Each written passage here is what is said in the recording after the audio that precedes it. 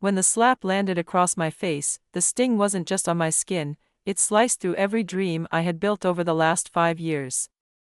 My body stumbled back, but my mind was stuck replaying Jason's cold words, "You're just pregnant, not dying." Tears stung my eyes, but I refused to let them fall in front of him. I wasn't weak. I couldn't afford to be, not now. My name is Harper, and this is the story of how I learned the hard way that love, family, and loyalty aren't always what they seem.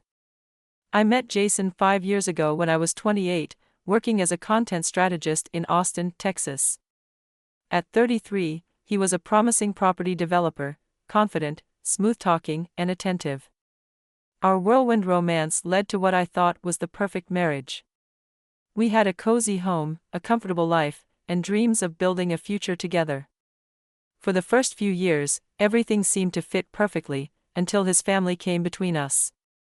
Jason's 30-year-old sister, Sophia, worked as a wedding planner, and his mother, Diana, was a widow who held an overwhelming influence over him. At first, I admired their closeness, but it wasn't long before I saw the cracks. Diana would often criticize me in subtle, backhanded ways, and Sophia followed suit. Jason always brushed off my concerns, leaving me to silently endure the insults. But the true nightmare began when I became pregnant. The complications hit early: dizziness, exhaustion, and eventually blurred vision that made simple tasks difficult. I needed Jason's support, but instead, he became distant, spending most of his time at his mother's house or helping Sophia plan her wedding. I was 8 months pregnant, and the wedding was just days away when everything spiraled out of control. The night before Jason was scheduled to leave for New York for Sophia's wedding, I logged into our joint bank account to pay some hospital bills. My heart stopped when I saw the balance. Almost everything was gone. Panic surged through me as I scrolled through the transactions. Tens of thousands of dollars had been withdrawn, leaving us with just a few hundred to our name. I stormed into the living room where Jason sat on the couch, scrolling through his phone. "Jason," I said, trying to keep my voice steady, "where's all our money?" He didn't even look up. "I used it for Sophia's wedding," he replied, as if it were the most normal thing in the world. My hands trembled. "That money was for the hospital bills, for the baby. How could you do this to us?" I asked. Jason finally glanced up, his expression cold. "Stop overreacting, Harper. The wedding is important. You'll figure out the bills." His indifference left me breathless. "I'm 8 months pregnant. I can barely afford the medical care I need, and you expect me to just figure it out?" "Yes," he said, standing up. "You always make everything about you." Before I could respond, his hand lashed out, the slap hitting me hard enough to make me stumble backward. My hand flew to my burning cheek as tears welled in my eyes. I stood there frozen as he gathered his things. Diana and Sophia stood by the door, ready to leave for the airport. Sophia smirked. "Don't be so dramatic, Harper," she said, her voice dripping with condescension. Jason didn't even glance back as he followed them out the door, leaving me standing there alone and shaking. The sound of the door slamming echoed through the house, leaving an eerie silence in its wake. My hands trembled as I clutched my stomach, feeling the small but steady kicks of my unborn twins. Yes, twins. Jason didn't even know, because I hadn't told him yet. What was the point now? He had drained our savings, slapped me, and abandoned me when I needed him the most. I tried to breathe steadily, but my thoughts raced as I checked the empty bank account again, hoping it was some mistake. It wasn't. The money was gone, stolen for a wedding I hadn't even been invited to. My rent was due in 2 weeks, the hospital bills were piling up, and I had no way to pay for any of it. Tears streamed down my face as reality crashed over me. I was on my own. I dialed Jason's number, not because I expected him to pick up, but because I was desperate. It went straight to voicemail. I tried Diana next, then Sophia. No answer. I was completely cut off. My breath hitched, and a wave of panic set in. The stress overwhelmed me until a sharp pain suddenly shot through my abdomen. I doubled over, clutching the arm of the couch as the pain intensified. I told myself it was just stress, but when I felt the warm trickle of fluid down my leg, dread filled my chest. My water had broken. I wasn't ready. The babies weren't due for another 5 weeks. My heart raced as I frantically grabbed my phone and dialed the only person I could trust, my best friend, Rachel. She picked up on the third ring, her groggy voice immediately switching to alarm when she heard me gasping for air. "Harper, what's wrong?" "I think I'm in labor," I choked out, tears streaming down my face. "Stay where you are." "I'm coming right now," she said without hesitation. By the time Rachel arrived, I was on the floor, gripping my stomach in agony. She rushed to help me to my feet and guided me to her car. The drive to the hospital was a blur of pain, fear, and exhaustion. The last thing I remembered was Rachel holding my hand and whispering, "You're not alone, Harper. You're going to be okay." When I woke up, the sterile smell of the hospital filled my senses, and the soft beeping of monitors was the only sound in the room. My body felt heavy, but the excruciating pain was gone. I blinked slowly, turning my head toward the small bassinets near the bed. My breath caught in my throat as I saw them, 2 tiny bundles wrapped in soft blankets, sleeping peacefully, a boy and a girl. My tears fell freely as I reached out to touch their small hands, their warmth grounding me in a way I desperately needed. Rachel appeared beside me, her eyes soft and comforting. "They're perfect," she whispered. "Strong and healthy." I sobbed quietly, overwhelmed by relief. I had made it. I had brought them into the world despite everything working against me. But as I gazed at my children's faces, reality hit me hard. This wasn't just about me anymore. I had 2 lives depending on me, and I couldn't afford to make any more mistakes. Staying with Jason wasn't an option. He had proven time and time again that I meant nothing to him. I wouldn't let him ruin my life or theirs. Rachel seemed to sense what I was thinking. She placed a hand on my shoulder. "You know what you need to do," she said softly. I nodded, my jaw tightening. "I'm leaving him." The moment I was discharged, I filed for divorce without hesitation. There was no second guessing, no fear holding me back. I had nothing left to lose. Jason was still in New York when the papers were served, and when he returned, I was ready. He walked into the house with his usual arrogance, tossing his jacket on the couch as if nothing had happened. When he saw the divorce papers sitting on the kitchen table, he smirked. "You're being dramatic," he said dismissively, pushing the papers aside. My hands balled into fists. "Dramatic?" I repeated, my voice shaking with rage. "You drained our savings, abandoned me when I was 8 months pregnant, and I gave birth without you. I had to figure everything out on my own." Jason rolled his eyes. "You handled it, didn't you?" That was it. I realized then that he didn't care, never had, and never would. "You're a monster, Jason," I whispered. "And I'm done with you." As the divorce proceedings moved forward, I uncovered the final betrayal. Jason had been having an affair with Victoria, a wealthy investor he met through work. While I struggled to make ends meet, he had been dining at fancy restaurants and attending luxury events with her. The betrayal should have devastated me, but all I felt was a cold, empty numbness. I was too exhausted to be heartbroken. The divorce was already in motion, and my focus had shifted to building a future for my children. Jason, on the other hand, acted like the divorce was nothing more than a minor inconvenience. He barely fought it, too confident in his new relationship with Victoria. He believed she was his ticket to a better life. One day during our final conversation, he smirked at me. "You'll regret this, Harper. I'm about to be rich, and you'll still be struggling in that little apartment of yours."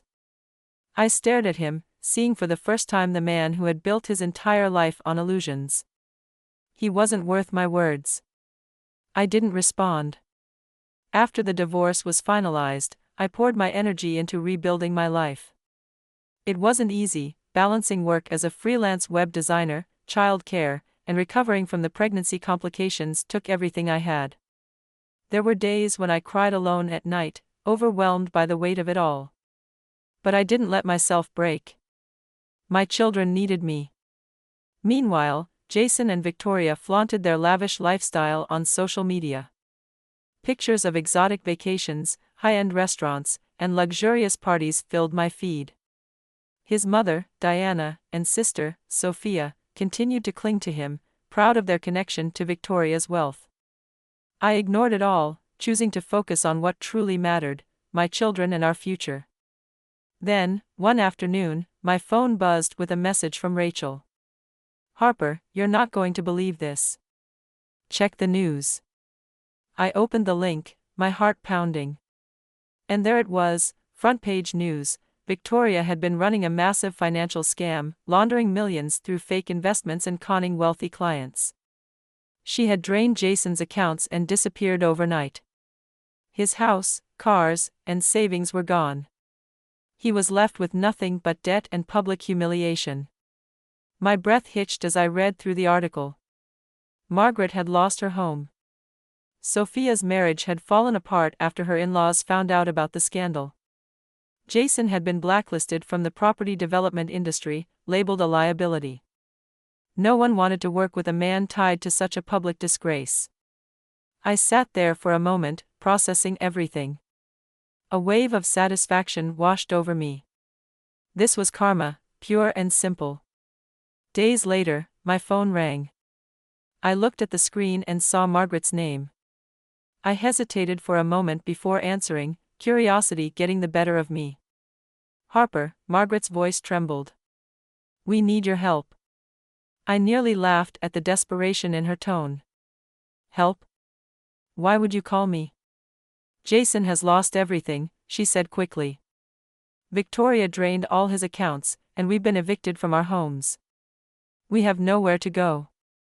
I let her words hang in the air, savoring the irony of the moment. This was the same woman who had stood by while her son drained my savings and abandoned me. "You didn't seem concerned about family when you left me alone, pregnant and broke," I said coldly. "Harper, please," she begged, her voice breaking.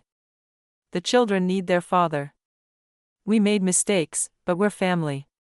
The word family, coming from her mouth, made me sick. I thought about the night they left me behind, the slap, the empty bank account, and the fear I felt giving birth alone. I thought about all the times I had begged Jason to see my pain and how he had dismissed me without a second thought. "You made your choices," I said, my voice firm now. "Live with them." I hung up, and for the first time in years, I felt truly free. Margaret didn't call back. Neither did Jason. They finally knew, that I wasn't the woman they could manipulate anymore.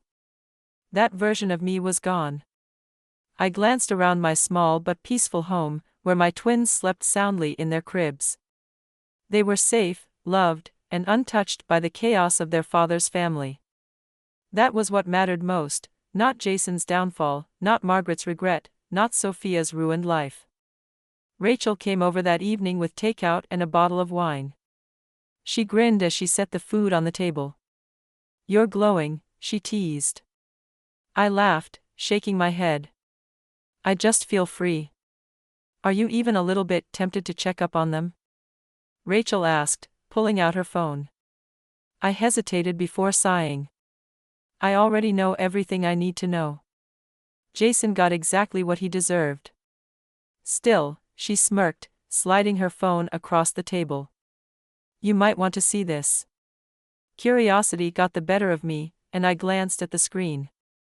It was a picture of Jason, unshaven, slumped on a park bench, looking utterly defeated. The headline above the photo read, "Former real estate developer Jason Caldwell bankrupted by millionaire scammer." I skimmed through the article. His home had been repossessed, his car taken, and his accounts emptied. He was in debt, blacklisted from the industry, and living off favors from anyone willing to help. I set the phone down, shaking my head. "It's poetic, really." "How so?" Rachel asked, resting her chin on her hand. He left me because he thought he could do better, I said simply. Turns out, he was just another pawn in someone else's game. The way he used me, Victoria used him. Rachel raised an eyebrow. And if he came crawling back, begging for forgiveness? I let out a slow, amused laugh. Not in a million years. Life wasn't perfect, but it was finally mine. I rebuilt everything from the ground up, pouring my energy into creating a future for myself and my twins. I found a better-paying job as a digital marketing consultant, which allowed me to move into a more comfortable apartment. My kids thrived, and I made sure they would never grow up feeling neglected or unloved. They were my strength, my motivation, and the reason I kept going. On the days when life felt overwhelming, some nights I would lie awake, haunted by memories of that final night with Jason, the slap, the empty bank account, the loneliness. But those memories no longer held the same power over me. Instead, they were reminders of what I had survived and what I would never allow to happen again. Months passed, and I rarely thought about Jason or his family. But one day, nearly a year after Margaret's desperate phone call, my phone buzzed with an unknown number. For a moment, I debated ignoring it, but curiosity got the better of me. I answered. Hello? There was silence before a familiar voice whispered, Harper. I closed my eyes, instantly recognizing Jason's voice. But this time, he didn't sound arrogant or dismissive. He sounded hollow, defeated. I don't know where else to go, he murmured. I have nothing, no home, no money, no family. I exhaled slowly, the weight of his words sinking in. He had lost everything, and yet I felt nothing. No sympathy, no anger, no satisfaction. Just emptiness. I'm sorry, Jason continued, his voice cracking. I shook my head, even though he couldn't see me. I don't think you even understand what that means, Jason. Can we talk? He asked, desperation creeping into his tone. Just for a minute? I smiled faintly, knowing exactly what I needed to say. Jason, you're a stranger to me now. I don't owe you anything. And with that, I hung up the phone. No second chances. No forgiveness. Just peace. I sat there for a long time, letting the weight of closure settle over me. For years, I had been trapped in a cycle of betrayal and pain, but now I was free. Free to live, free to love, and free to give my children the life they deserved. Jason was nothing more than a lesson, a warning of what happens when you let someone else hold the pen to your story. But not anymore. I was the author now, and I was writing a future filled with strength, love, and hope. My past didn't define me. I had reclaimed my life, and it was only the beginning.